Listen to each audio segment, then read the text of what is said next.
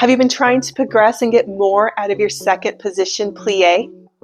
Or maybe you're just trying to get rid of the duck butt as you come down and looking for those more graceful lines in your second position.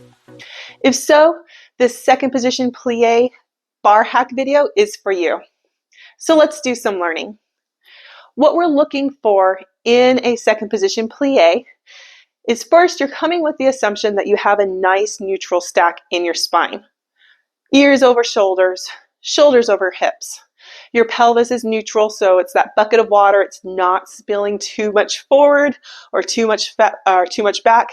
It can hold the water.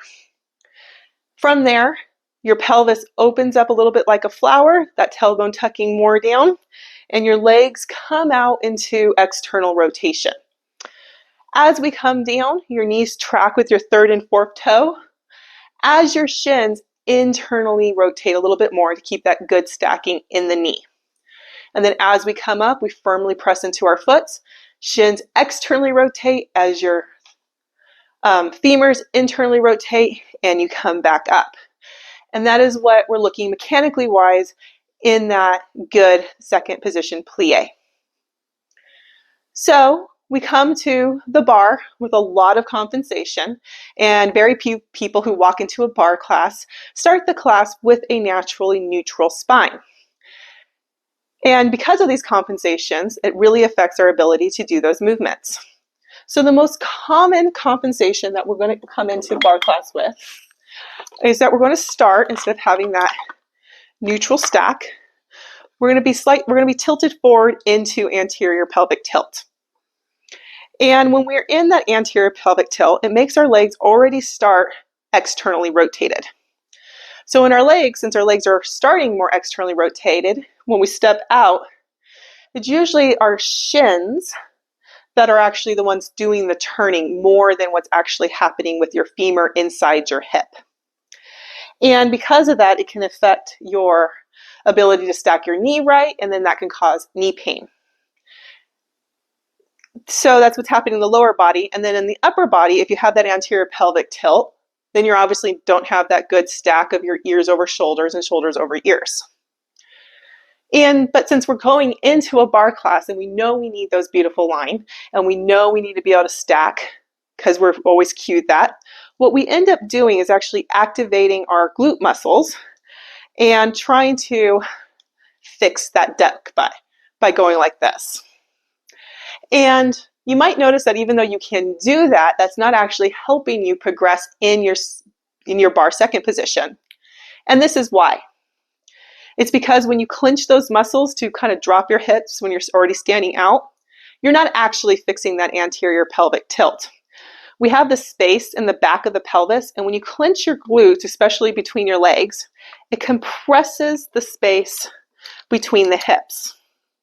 And this makes your spine come up, but it doesn't actually make your pelvis come up. So you end up with this compressed space with your spine lifting, but you're still slightly in this anterior pelvic tilt. And this creates a weird situation where now your femur is kind of stuck and it's compressed and it can't move. So it was already compressed where it couldn't actually internally rotate naturally. And then now it's also affecting its ability to externally rotate. And that can really block your ability to be able to progress in that second position. So those are the types of things we're going to be addressing in our hack today. So we'll start with our breath and posture hack. You're going to need a bolster or some pillows, but we're going to come down to the mat.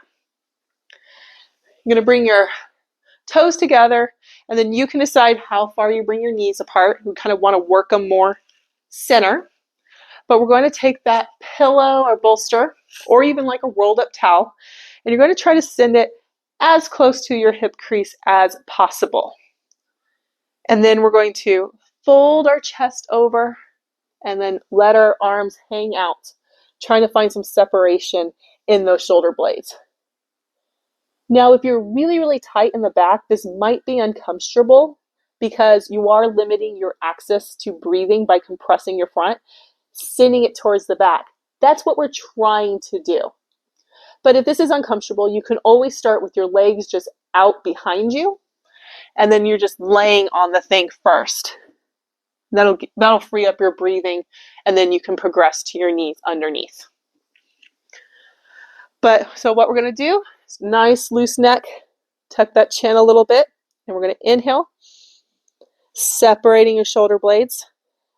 Exhale, think about dropping your tailbone just with your breath more towards the mat. Inhale. Exhale.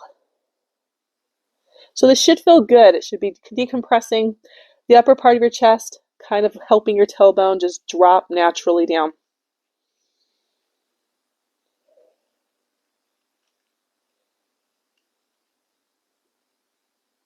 You want to stay here breathing, inhaling fully, as much air as you can, exhaling through the mouth.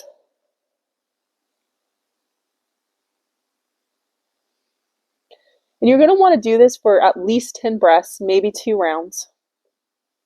Maybe doing it at morning, at night, for a week or whatever, as you're decompressing and getting your pelvis back where it should be. We'll just stay here for a couple of more breaths though for the sake of this video.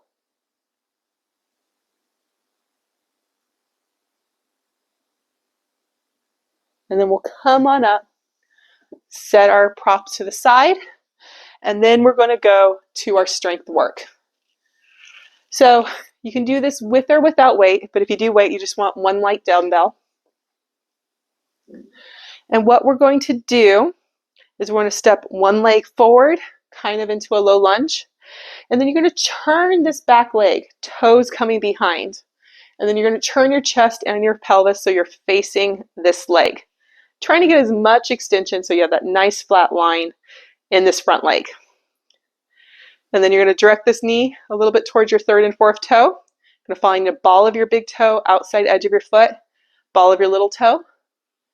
And then we're just going to shift forward into like a lunge, firmly planting into your feet, bringing it back. Pressing forward, and you should be feeling like a lot of stuff lighting up in your inner thigh and this leg. Trying to keep that extension in this hip the full time.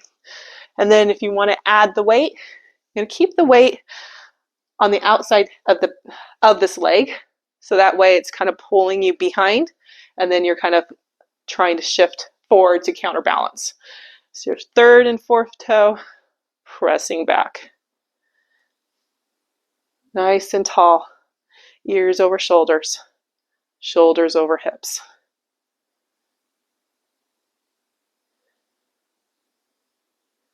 So we'll do this about 8 times for the sake of the video. You can do this 8 to 16 times on each leg for 2 to 3 sets to really get that inner thigh strength work to help you be able to externally rotate those legs. We'll do 1 more, and then we'll set up on the other side.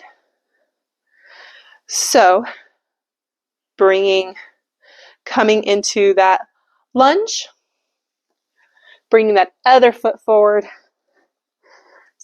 bending that knee, coming up tall.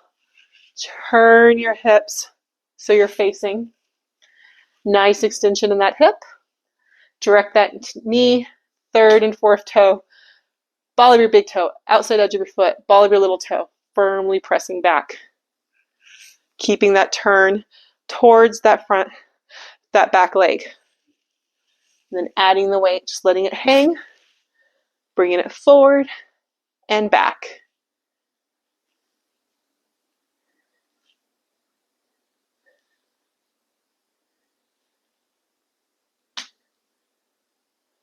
Yeah. Use your exhales to bring your rib cage down to your belt line so you don't start rib flaring, stealing your work. Let's do 3 more. 2 and 1. Setting the weight to the side, and we'll go to our mobility drill. So we're going to be doing a tactical frog for our mobility. So you're going to be bringing your hands down to the floor. And then you're going to find, you want to feel that nice neutral spine that we found in that first exercise. And you want to be able to keep it. And then you're going to walk your legs out, trying to find the inside edge of your knees. Toes facing out. So you might start pretty close. And you'll walk wider and wider. You want to get your foot down, pressing down onto the floor. Shifting, starting shoulders stacked over hips. Get those feet down. And then keeping that neutral spine. So ribs to belt line, chin tuck lifting from the back of your head. We're just going to shift back and forward. Back and forward. Firmly pressing your side of your heels that's on the floor into the ground, especially as you come up. Maybe think about pulling your thighs together on the way up.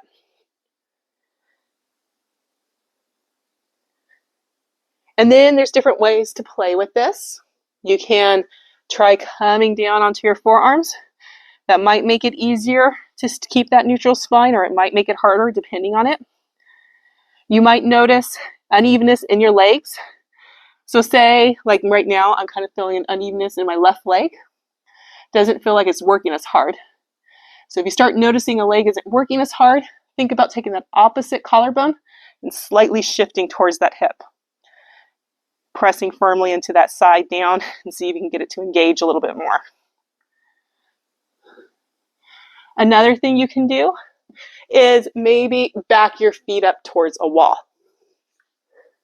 So same position, but your feet are pressing against the wall. Coming down, and then so now as you shift forward, think about pressing into those heels and coming forward. Kind of changes the nature of the work. May make it feel less or more, but it's just more work that we need for that second position. So we'll just play with that a couple more times. And then that's it for our mobility hack. So let's come up and play with that second position. So standing tall, ears over shoulders, shoulders over hips. Exhale, bring your rib cage down. Inhale, turn those thighs, step your feet out, roll those thighs open. Find those 3 points of contact in your feet. Knees coming down to your third and fourth toe, pressing into the ball of your big toe. Collapse your arches down, press on up. And there we have it, barre second position plie. Please check out the rest of our barre hack videos, like, subscribe, all those things. Thank you for joining me in this video. Hope to see you again.